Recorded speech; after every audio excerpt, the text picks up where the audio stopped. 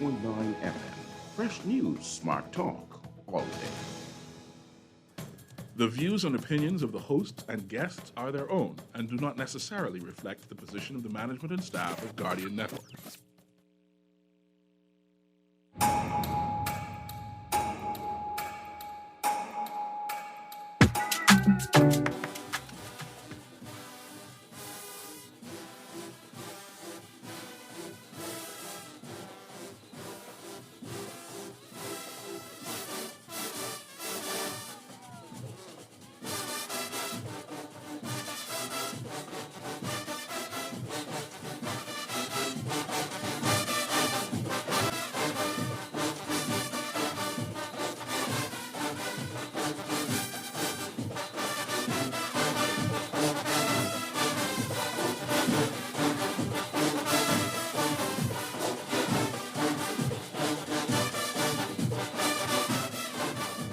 Good yawning this morning, and welcome back to Guardian Radio 96.9 FM, your station for fresh news, smart talk all day. It is Tuesday, the 6th of December, 2022, and you are on the clock with Erin Greene on this World News Tuesday with Mr. Mark Palmer, and unfortunately missing Ms. Gail Hanna. Good morning, Mr. Palmer. Morning, Erin. How are you? I'm good, thank you. Look here, let me tell you. What happened? You look a little hungry. I'm going to tell you how good we all are. I'm going to go eat the whole world on the radio station this morning. Okay. My feelings, the whole world. Got up reasonable time, thought that 40 minutes would be good time to get breakfast, get to the station. No, sir.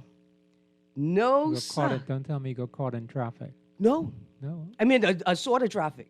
Yeah. Kind of traffic where the breakfast lines are just moving very, very slowly. I'd stopped 2 establishments. So that's how quickly I was moving. So where'd you go for your breakfast? Well, I typically go to a deli. I'm not going to name them. Okay. They're moving a little slow this morning. I like them. They're moving a little slow this morning. Go to a deli. They were backed up, moving very slowly. Both staff and customers. I guess it's that sort of morning. It's very cold. Went to a foreign food establishment.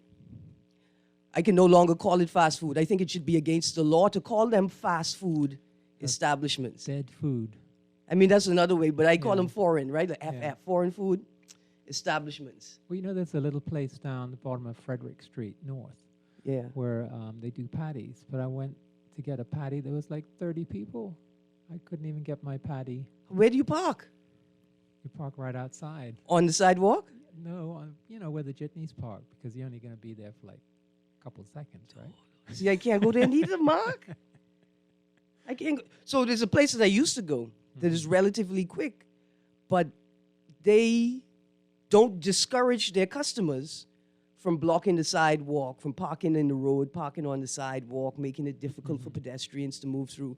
And it's in a zone where a large number of disabled or mobility challenged people have motorized scooters, right? Gotcha. So it's in an area where you see a lot of sort of self-sufficiency and agency amongst the disabled community moving through on the sidewalks that are available.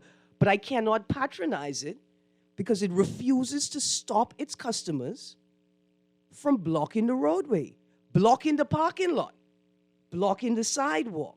In fact, customers will pull up and park their exhaust fume cars right in front of the business where people are standing. That's not good. So I can't patronize it, right? So I was having great difficulty. In fact, I was so hot, I was getting ready to call establishments names because I think the level of service requires public acknowledgement. So perhaps the owners can understand their obligation to fix it. Maybe the owners would understand that the onus is on them and not the poorly trained, poorly equipped staff that they leave to face the public every day. The scene that I ran upon this morning, though, was extraordinary. I'm prepared, but I'm not prepared. So maybe they started late. You think that would happen? I could be honest, it's like half of the staff was in a meeting in the building. Oh, okay. It did. They were just having a horrible morning this morning. So after waiting about 8 minutes online, finally get to the cashier, to watch the cashier walk away from me. Don't say nothing. Walk in the back and just disappear. I pack up my Georgie bundle and I prepared to eat my feelings for the morning. Actions have consequences. Now we have Erin on the radio. Yes. Fortunately, the food gods have smiled upon us.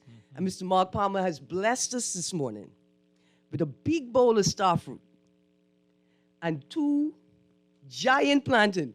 I can't never get hungry. If y'all are on the live feed on the Guardian Radio app right now, you could see the 2 biggest plantain I've seen grown locally in a long time. That's my wife say, get up. She said, that one's ripe. Get your machete and And boom, yes. you have to go and cut that right down. Yes, because you just tempting people. You tempting the thieves. You tempting the raccoons. You tempting the rats. Like all of these animals are like, buddy, Well, I don't have rats in my yard because I've got Shirley the boa. we got a pet snake or like No, I only seen Shirley like twice in 4 years, but she is, I think it's a she. Yeah. Impressive. She's about 10 foot long, uh-huh. about, I would say about 6 inches in diameter. Yeah. At the biggest part. And she goes on the top of the wall, so the dogs can't get her. Very smart. I mean, it must be a pretty old snake, but I Yeah. have no rats. Awesome. That is great. Yeah. That is great. I Anyway, don't know where she goes. I saw her sort of sneaking off down side of one person's house, and then off she goes. Boom. yeah. Do you live in a coppice area, like a Trees. We have a lot of bush, trees, and I have 2 neighbors one neighbor that doesn't live there anymore. yeah. And so that yard is must be full of snakes. And then the other neighbor who passed away recently, but they now have somebody living there. But yeah, Yeah. 2 big yards. To roam in and Yeah. chill in. That's great. Yeah, I mean, an important part of the ecosystem. definitely. Absolutely. And despite a small scare this weekend, there was images floating around purporting to have been taken in New Providence, right?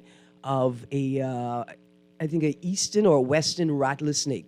Anyway, Dr. Scott Johnson, the local endemic local animal specialist, indicated that if you saw those images of a swollen hand and a snake in a gray bin, that those images are not from the Bahamas. And I think they're from Tennessee. Right. Right? Yeah. And We don't have any snakes like that.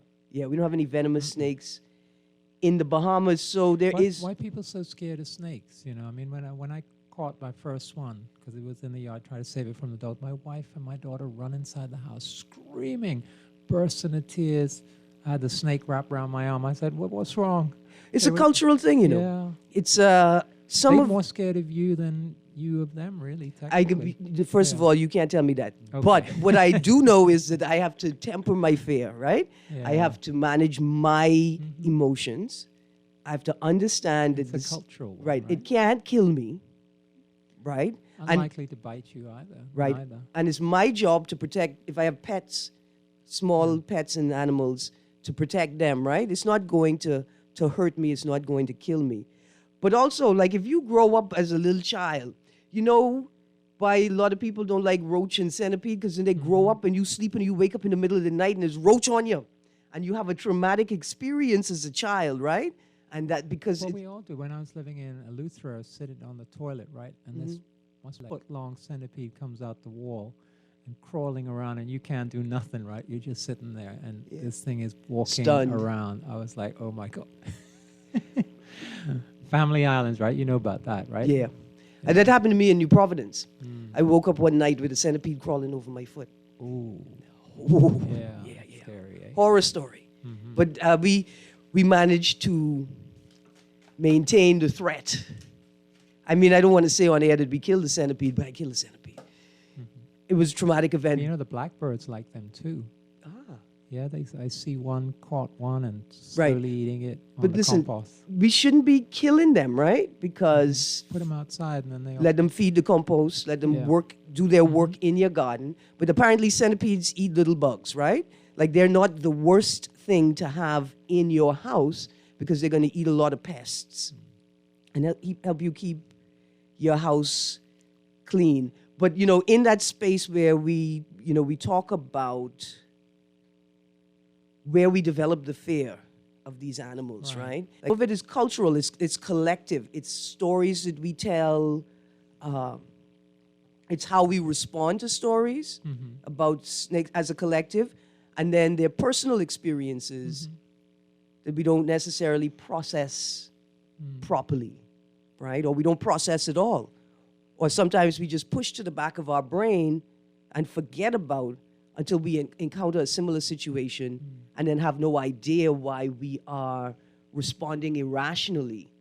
I mean, I can understand why, because it's a reptile. It has different eyes, it has different skin and stuff. So I can see why people would be scared, but I think there's also a religious element to it. Yeah. Because I had a driver and he saw a snake, got his machete, just chopped it up, right? And I said, why you did that? And, you know, it's like, there's a religious connotation with it. Yeah. And so I was kind of shocked about that. But he was very proud of himself. Because, and I'm sure because he handled his fear, right? He was able to take care of the thing that he thought was a threat, and he didn't panic. But sometimes handling your fear is allowing that thing continue doing what it's doing without concern that it's going to bother you, right? Well, and you know what the acronym of fear is? False evidence appears real. Yeah. I think that's good to remember. Yeah. Right? The feeling that you're having is real, but sit in it and rationalize it, right? Because it's appearing real. And as soon as you go through those feelings, you realize that they can't defeat you, that they're not going to overwhelm you, and that you're going to be okay. Absolutely. Mark Twain once said, I had thousands of disasters in my life, and most of them were in my mind. Yeah. Great quote. Yeah.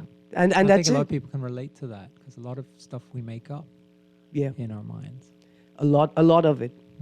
But coming together and talking about it, sharing your experiences with other people can help to let the false things fall away. Evidence appear real, Yeah, absolutely. So look here, let me read some texts, and then we've got a guest this morning.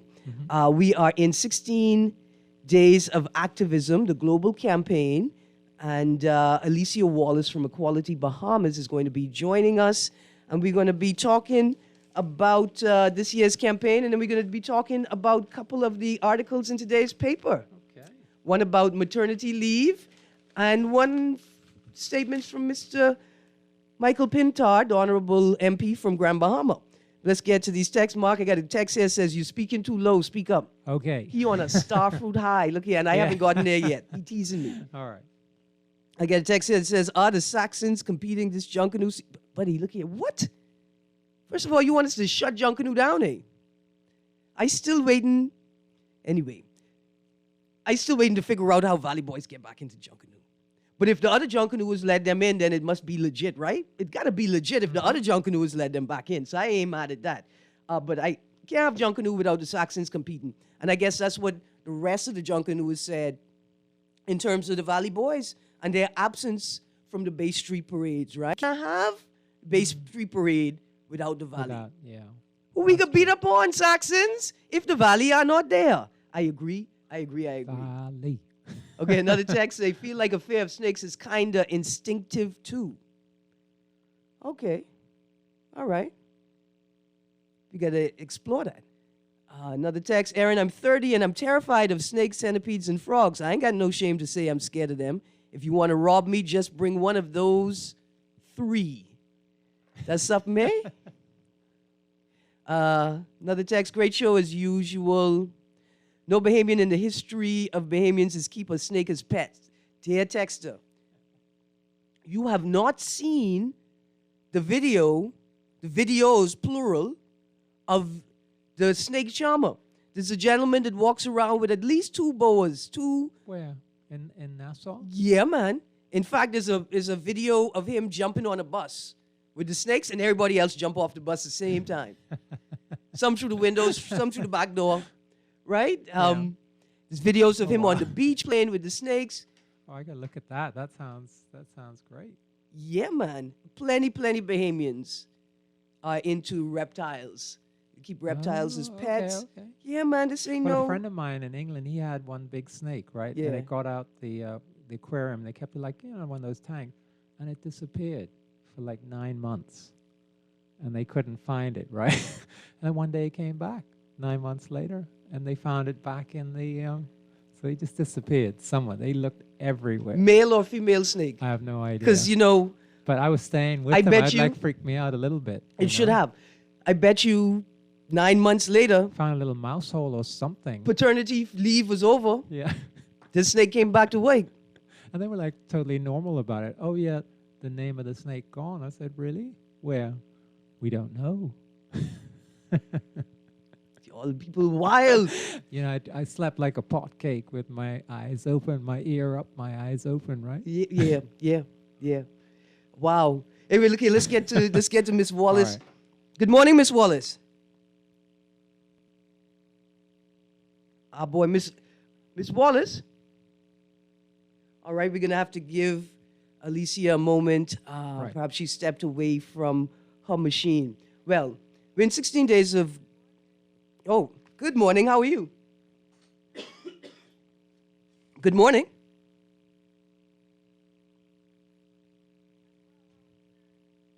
Okay. We're having a slight issue. Miss Wallace, you hold on. I think I can hear you, but not loud enough for us to continue the conversation. Don't go anywhere. We're just going to keep talking until we can get the producer to adjust the sound. So we're in 16 days of global activism, right? It's a campaign essentially to eradicate violence against women and girls. It starts on the 25th of November, and it ends on the 10th of December. Is this the same thing like Zonta, or is that something different? So Zonta, Is it part of that? a women's same rights thing? organization, will be hosting. Will also Yeah. be hosting During that campaigns, period, yeah. and Okay. activities. Yeah. In fact, the international body has a UN they appoint a UN representative, and Zonta has been working with the UN for decades and decades, right? And so Zonta globally, regionally, and locally has been doing this work for a while, and they also engage. In fact, I think the parliamentarian pinning activity that they held last week was organized partially by Right, Zonta, yeah. right? To encourage politicians to focus on women's issues. And so the 25th of November, which was last Saturday, marked the International Day for the Elimination of Violence Against Women. The 29th of November was Women Human Rights Defenders Day. The 1st of December was World AIDS Day. The 2nd of December is International Day for the Abolition of Slavery, which I thought was an interesting Yeah. day.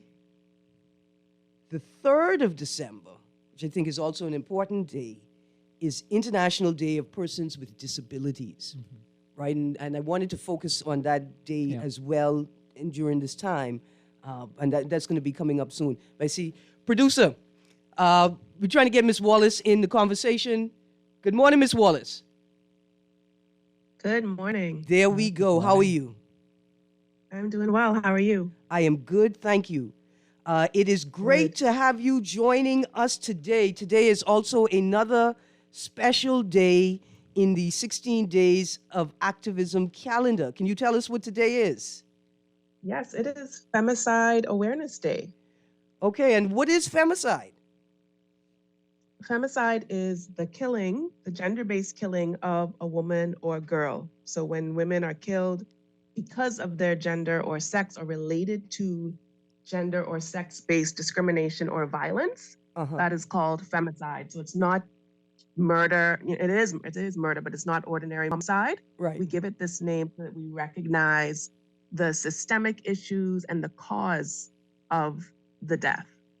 Okay, so can you give us some examples, right? So I'm a robber. I was robbed with a gun. I buck some people, mix of people, and I end up shooting at the people who I'm robbing, and I kill a woman in the crowd, right? It's a couple women, couple men. Would that be labeled femicide?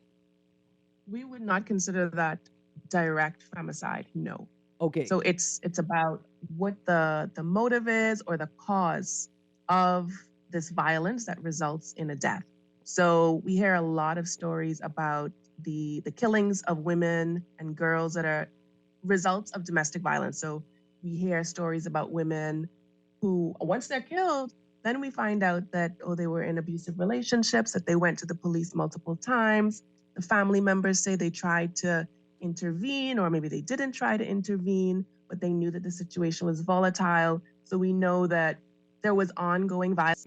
And one of these incidents escalated to the point that the woman was killed. So that is femicide. All right. So I'm a man. I'm dating a woman. I think my partner is cheating on me. I think she's cheating on me with another woman, right? And so I get angrier and angrier and angrier. And I go out onto the road in my rage. I see some women who I assume are lesbians by the way that they're dressed. And I just fire into the crowd and I shoot one of them and kill them, right? I don't know them. I'm angry and that's the target of my anger. Is that femicide? That is femicide, yes. I got you. So femicide can take various forms, and I think the ones that we're most familiar with, even if we don't call it femicide, are the direct forms. But there are also indirect forms, and this was defined by a former special rapporteur on violence against women, Rashida Manju, and she talked about the difference between direct and indirect, and that indirect it can often be the result of a failure, some sort of neglect, a failure of a system. So, for example, a woman dying because she was not able to access an abortion. You know, there's a pregnancy that needs to be terminated for reasons of her health, but it's against the law, or for some reason, even if it is legally allowed, it's somehow not accessible because she cannot find an institution or a medical professional to perform that termination for her. That would be an example of an indirect femicide. Okay. So in some countries, violence against women still appears to be tolerated to some extent. I mean, where are we here in the Bahamas on that? I mean, you feel there is a tolerance for that? Because that seems to be the cause for it, right? Definitely there's still tolerance. If there wasn't tolerance, then we would see intervention. We would not be seeing the killings that we see now or the extent of violence that we're seeing now. I had some interesting conversations last week. We were having focus groups and I was working with some colleagues from Global Rights for Women. And one of the colleagues, Melissa Skaya, actually works with perpetrators. So she is one of the leaders of a group for male perpetrators of violence, in particular domestic violence, intimate partner violence. And she said that they've learned that shame does not work. Just shaming a person for their violence does not actually work. But what does work is consequences. And those consequences have to come from every aspect of society, every aspect of their lives. So it's not just consequences that are legal or part of our so-called justice system, but also family members saying, oh no, that's not acceptable. And if you don't change your behavior, you can't, you're not welcome here. We're not going to allow that. And every time you come around, we're going to talk about it. It also means the church saying, you're a member here, you're showing up every Sunday, but we have to check you on this behavior. It has to change. And here are some ways that you can change it. Here are some resources and services that are available to you. It's also your workplace saying, oh no, you cannot work here and be wearing this uniform and treat your wife or treat your girlfriend that way. That is not acceptable. So consequences have to come from all of these different pockets of a person's life. I want to say we're in the Junkanoo season, right? And wouldn't it be great if Junkanoo community, right? Like if we could pull the Junkanoo community in as well to say, hey, listen, but you can't be in this Junkanoo group if you insist on this behavior, if you refuse to get help or get counseling. And I'll say the same thing for female perpetrators of violence, right? Like, look, you can't be a part of this group if you think we can just let you abuse your partner, and then come run here. Because Junkanoo groups, I mean, to be a part of a group is a thing of pride, right? It's a thing of status. Absolutely. And it would be great if Junkanoo Group said, listen, we take our location, our space in society seriously. And not only are we not going to tolerate this behavior, but we're going to commit to supporting our members and supporting their needs, right? Like, hey, if a Junkanoo Group is taking a man or a woman out of their household for 6 months out of the year, for 3 months straight, then surely that family is a part of our family, and we have to extend ourselves, to support them in the same way that they're supporting the group.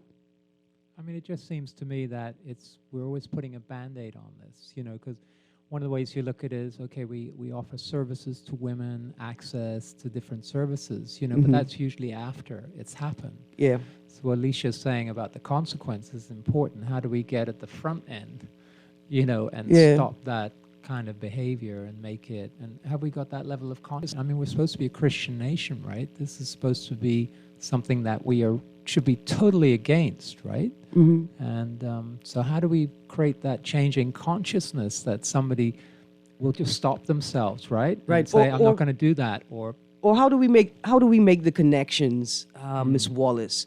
Like what Mark is saying, there is a place of sort of self-motivation, right? Where somebody says, I wouldn't let nobody beat up on my mommy. I wouldn't let nobody beat up on my daughter, right? How do we take that energy or that sort of consciousness and extend it? So somebody says, I wouldn't let nobody beat up on my mommy. Why I gonna beat up on this woman? Let me do something different, Yeah, and I think, a lot of times when we talk about violence against women and we're trying to sort of convince people not to be violent, we go to that. What about your mother? What about your sister? What about your daughter? And that line of argument and line of thinking is actually a big part of the problem. Okay. Because people are really able to justify their actions. I'm doing this because, and they will even tell the person that they're abusing, you caused this. This is why this is happening. This action that I'm taking, this violent action, is appropriate because X, Y, Z. But they're not using their reasoning when it comes to the women or the girls that belong to them.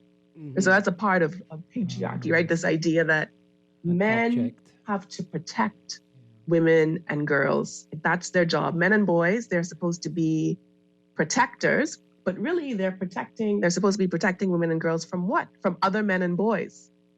So if you don't have a relationship to a man or a boy who is able to protect you, then you are without protection. And somehow that's your own fault. So this ownership is transferred from a father or another person who was a father figure onto the groom. Like, we actually have it in the wedding ceremony that now it's your job. Now you take care of this person. Now you protect her. Now you own her and you get to make decisions about her. So we actually need to step away from that. We need to come out of that way of thinking, because it leaves us in this place where there are some women who are just not protected, but also we're continuing this idea that women and girls need protection rather than changing the world so that it's not a place where we need to be protected. It's a place that we are inherently safe. All right. Now, that's an excellent point. But let's stick a pin right there, because I think that the government does have an obligation to protect women and girls and boys and children, right? I would hate for state actors and a sort of a political culture, I would hate for them to suggest that, well, no, the government can't, it ain't our job to protect women and girls. If you're saying that they're not objects, and why does the government have an obligation to end femicide, or why does a state actor have an obligation, right, to protect women and girls, or why do they have an obligation to create an environment where they are safer? we've already created this environment where we're not safe. Where women and girls, if you ask their number one fear, rape is probably going to be it. There are other forms of violence that figure in there, but usually the greatest fear is being raped. And that's because that we've designed the world in this way. We've designed even the Bahamas, we've designed various islands in this way that we require protection. And if we move without that protection, the blame is put on us, right? So we have to change the way that we operate. We have to change the way that society operates so that we get to that place where protection isn't required. But until we get there, the government does have obligations, and it knows that. There's really no basis for an argument that the government is not responsible for the safety and the protection and realization of the rights of women and of children. And we know that because it being the state, the government representatives, travel the world, they go to international spaces, and they confirm their obligations by ratifying and adopting various conventions and declarations. So we can look at the Convention on the Rights of a Child, which has been ratified, though the Bahamas has yet to report on its movement toward coming into full compliance. It has ratified the Convention on the elimination of all forms of discrimination against women, which we know as CEDAW, or the Bill of Women's Rights in 1993. We're coming up on the 30th anniversary. We're still not in full compliance. We still have 2 reservations on Article 2A, which is integral to the convention. It's really about discrimination itself and what discrimination is, and the government's obligation to remove any discrimination from its law.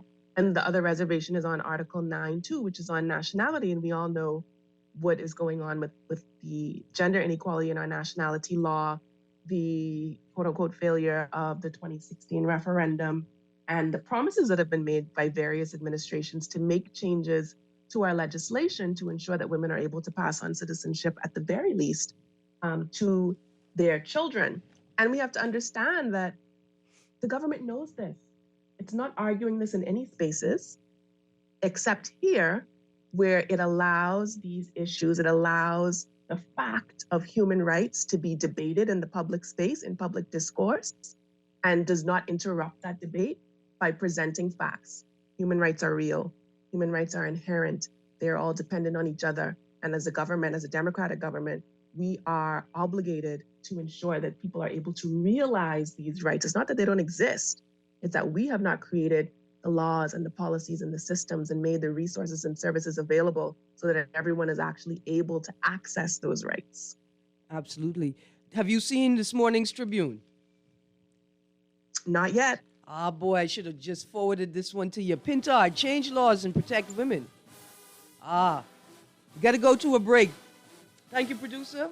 When we get back from the break, Alicia, in the break, I'm going to send you the link that I have. It's in today's Tribune. Pintard, change laws and protect women. Free National Movement leader said far too many women and girls are being abused in situations and that, quote, chauvinistic, close quotes, laws must be changed.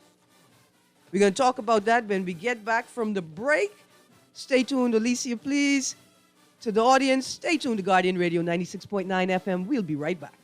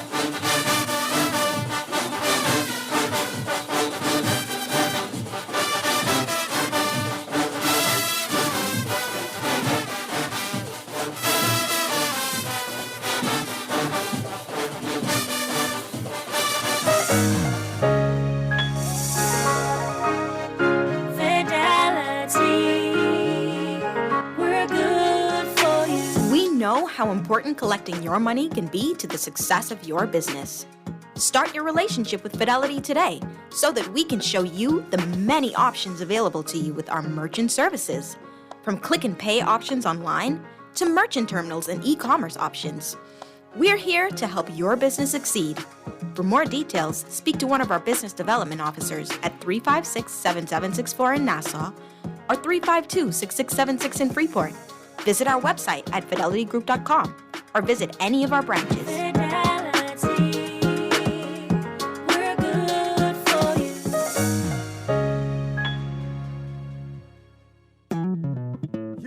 J.S. Johnson Insurance Agents are the best. Reliable service, we've been on the scene, protecting since 1919. J.S. Johnson Insurance has the test. You're always covered me. J.S. Johnson Insurance, peace of mind. Love the show? Want to give your support? Become a sponsor today. Call 302-2300 for our rates and packages. That's 302-2300. Become a sponsor on Guardian Radio 96.9 FM. Fresh news, smart talk, all day. This is Guardian Radio 96.9 FM, Nassau, Bahamas.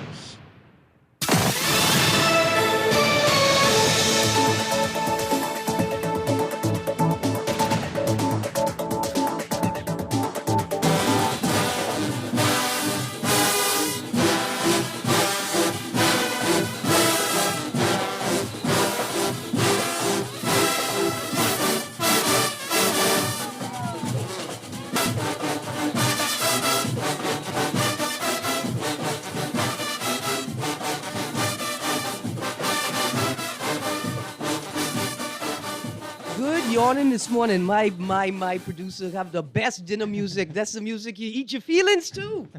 Make everything go down better. And it's Junkanoo time. You can't deny that.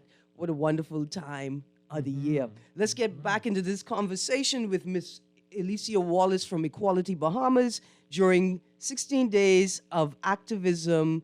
This year's campaign theme is Let's End Femicide. And I agree. I mean, the question I have for Alicia, the government has certain things that it's signed up to do, but they're kind of, I see them as being sort of behind the 8 ball. What about being proactive, doing something proactive? Because all these things cost money. Femicide costs money, recidivism costs money, social problems cost money, and it is actually an incentive for government to be proactive about this. What do you see their role beyond just, changing catching laws. up, changing laws? Yeah, changing law is really important, but I'm always talking about the services and the programs and the resources that need to be made available. And I think one of the challenges that we have is that there are too few people, and there are too few people who are designing what should be interventions with too few experiences. So not really engaging the people who are having these real life experiences, people who are facing or who have faced these challenges, and recognizing that those are the people who actually have the solutions. We have these ideas that, we need to go to the quote unquote experts. We need to find the people with the degrees, especially the masters. We need to go to the legislators. It's always a lawyer who has all the answers. But it's the people who are in these situations. They know the barriers that they have faced. They know what made it difficult for them to get help. They know how unhelpful some of these systems are and some of the services that we think are fantastic. They know where there is lack. And so that's where we need to start. Start with those people and not tokenizing them and not having them be representatives of entire communities, but truly engaging with people to find out what is needed and how we can build it together, and how they can be compensated as well for their expertise, which may not come in the form that people expect, like a piece of paper that's framed and on a wall, but a kind of expertise that comes from immersion and real life experience. If we start there, I think we would get a lot further ahead And, of course, changing the laws, this is really important. The law is what shapes everything else, laws and policies. And signing on to these international conventions is also incredibly important because it gives us a tool that can measure what is happening, we can monitor, and then we have a place where we can report, a place that should be unbiased, because they have committee members from all over the world, different perspectives, different experiences themselves, where we can say, look, this is what was committed to, yes, but here's what's actually happening on the ground. And our reports can be taken as NGOs, as members of civil society, and weighed alongside the reports that the state makes for itself. And then these committees, these experts, can make recommendations to help the government to move forward. And then we can then use those recommendations on the ground to advocate for the other things that we need. So that's one of the things that we do at Equality Bahamas. We had 6 demands during the 16 Days campaign last year. Mm-hmm. And we've continued with 5 of those demands this year. The good news is one of those demands was met last week when the Bahamas ratified Convention C-190, ILO's C-190, which is the Convention for the Elimination of Violence and Harassment in the World of Work. So that's quite a big win for that for over a year. It's now been ratified. That's great. But we recognize that is not the end. It's really just another beginning, because now we have to advocate for that to be implemented. We have to push for employers to be educated on what C-190 is and what that's going to mean for them in real life. Can we talk about that for a moment? And also, I want to ask. I didn't ask last night. Do you have any stats on femicide over the last few years, or if I could rephrase the question, are there any documented statistics on femicide, like official statistics on femicide from the government or from any intragovernmental organizations that we're working with? So we don't have those statistics from the government. You may recall earlier this year that someone from the Royal Bahamas Police Force actually said that we don't have femicide here, and then went on to say that when women are killed, it's usually a result of domestic violence. So that tells you that there's a really big disconnect. There's a complete lack of understanding of gender-based violence. There's a complete lack of femicide and what it is.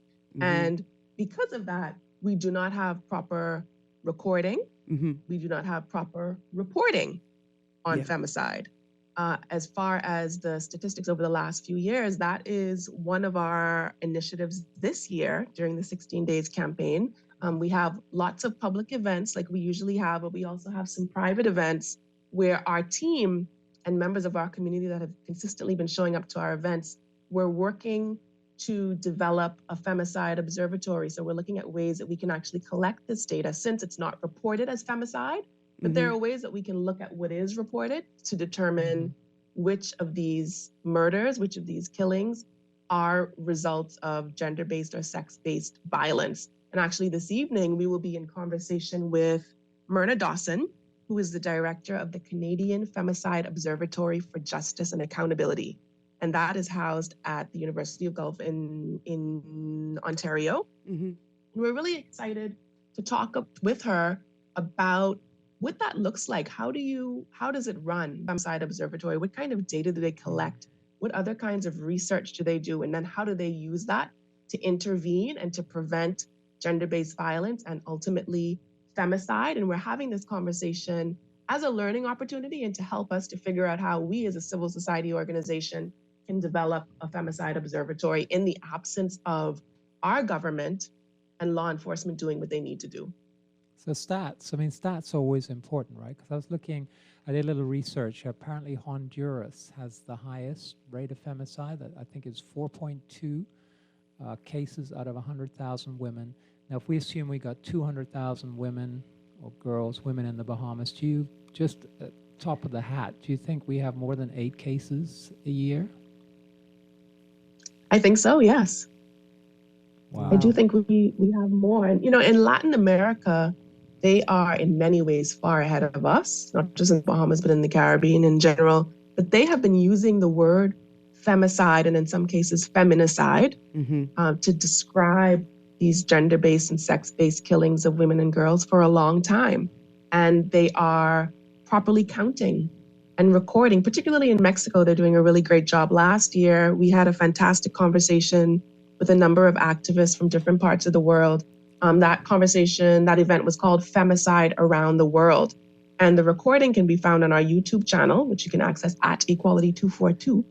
And we had someone from Mexico talking about the situation there and the work that they're doing and the importance of mapping. So they're doing region-wide in Latin America mapping of femicide so they can see where it is happening, who it's affecting. And some of the value in doing that kind of work is that you're able to identify risk factors. When you identify risk factors, it gives you a place to start your prevention and your intervention work. Absolutely. This is good. This is good stuff. Can we circle back to ILO for a second? ILO, that's the International Labor Organization, C-190, ratified. What is the implication? Like, what does this mean for the government and the public service, for private sector employers and employees, and for the labor movement? This means it's being recognized that violence and harassment do take place at work. Mm-hmm. And these are not private issues. These are not issues that we can separate out. You know, sometimes we like to say, oh, no, that's not for this. That needs to be handled over there. That's work for this organization to do. Yeah. But what C-190 does, and what we found really interesting about it at Equality Bahamas, is that it defines the world of work in a very broad way. So it says that the world of work is not limited to your office or your cubicle. It's not even limited to the building or to the property. It includes transportation. Mm-hmm. So how you get to and from work. It includes accommodations. You know, there are a lot of people who have to travel for work. Mm-hmm. And so for them, it includes where they stay. It includes any kind of changing rooms, where they have to use the restroom, trainings, and any other events or social activities that they have to participate in as a part of their work. And importantly, it's work-related communications. Mm-hmm. So we're also looking at communication technologies. And by extension, we have to look at the behaviors of people at work. So last year, we focused on domestic violence at work to remind people that domestic violence doesn't stay at home. In many cases, the perpetrator knows that they can find the victim at work. It's a reliable place to find a person. And living in a small place and even working within small to medium-sized businesses, you kind of get to know each other. You get to know who picks this person up, you know, who's married, who has children, and you can become a little bit free with information. Mm-hmm. You know, so somebody calls in and you say, Bianca, no, she didn't come into work today. She off. And you think that's fine because this is Bianca's boyfriend or her husband that you're talking to, but you don't know what is going on. Yeah. So this ratification of this convention is going to push employers to properly train employees and to take confidentiality more seriously, to understand the different forms harassment takes and seeing that it's not always completely visible to you, Mm-hmm. and to increase the protection of employees. We heard the story, I think it's maybe 2 years ago, that a woman who works on the radio was being stalked by a Mm-hmm. listener, and this Mm-hmm. person was commenting on her live streams over and over again, and it just got worse and worse and worse until he started showing up at her workplace, hanging around the parking lot, asking people which car was hers. Yeah. And so she ended up having to get men at work to walk her to her car. She was afraid to drive straight home from work. So in this case, what is the responsibility of the employer, especially since she is a public figure, she's on the radio, she's being shown in this live stream, these comments are being made in the live stream. Who is monitoring that? Right. Who's paying attention to that? And how can we ensure her protection? And in the particular dynamic here, where many security officers who are posted to establishments are not employees of the establishment, right? Like the subcontractors, and a lot of work to take place in that space. Who is responsible, right? I tired of looking at security officers, watching people blatantly break rules on the establishment, and then you look at the security officer like, buddy, do you not understand why you are posted here? Like you don't get that your job is to tell the people they can't do that. And so this is great, and I hope that these. So who then tells the government? Who then tells employers like, look, this is what your new role is? Because remember back in COVID, we quickly learned out what we had to do, right? Yeah. Because there were public announcements on social distancing, all those things. So every employer, it was actually quite straightforward. We didn't have to dig very hard to find out what we needed to do. It could be simply as simple as that, couldn't it? Just a government, notice, a continuous notice explaining, 6 or 8 things or whatever it is the training requires. Eventually we'll get it and putting signs, maybe signs in the workplace say this is a safe, a safe environment for women or something like that. Absolutely.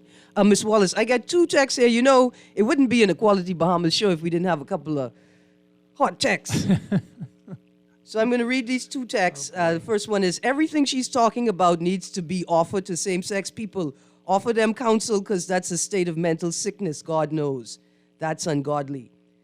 Dear texter, you're absolutely right. Protections, LGBTI people deserve protections in the workplace. They deserve protections from gender-based violence. Not because it's ungodly, but because they're humans too. Yeah. A second text. What about the harassment of younger females in the professional ranks? When the harassment comes from older professional women who may feel threatened. Now, okay, dear texter, I like that. I thought he was going somewhere else because I'm also going to specifically sexual harassment. Yes. Not just from men, but from women. And I'm going to make this point because my texters feel like I don't know.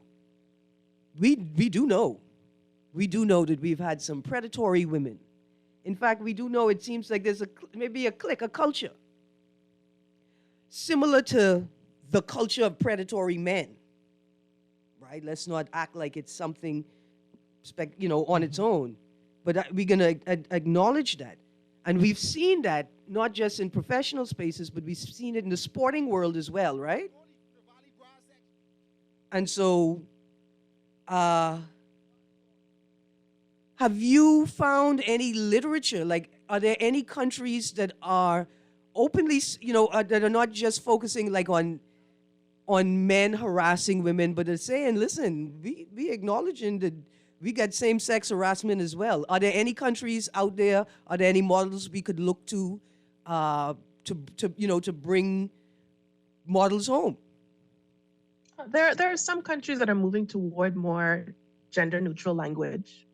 I think one of the most recent is St. Lucia's Domestic Violence Act. Okay. Which is very intentionally gender-neutral to ensure that it covers same-gender couples, people who are LGBTQI+. And that's a start.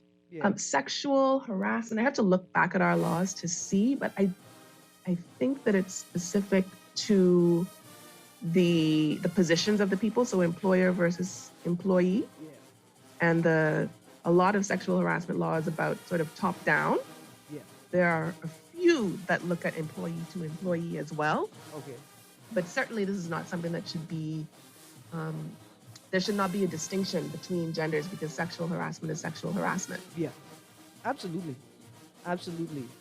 Even though we may see a preponderance, right, of male harassment towards female staff or underlings, we do know that it happens disproportionately. Listen, I think our producer's telling us that we're all out of time. It's time for Guardian Radio AM to rush in to the studio. Ms. Wallace, I'd like to thank you very much. To people who were attempting to call the show this morning, we're working on it. Just keep calling. I bet you by next show they'll have it all sorted out. Anyway, you guys stay tuned to Guardian Radio. Ms. Wallace, thank you very much, and we're going to have you on again before the end of the year. So we could continue talking about... Thank you, Erin. Thank you, Mark. Yeah, take care. Absolutely. Remember, Human Rights Defender Day is the 9th of December, and the 10th of December is Human Rights Day. You guys have a wonderful, wonderful day. We'll see you tomorrow.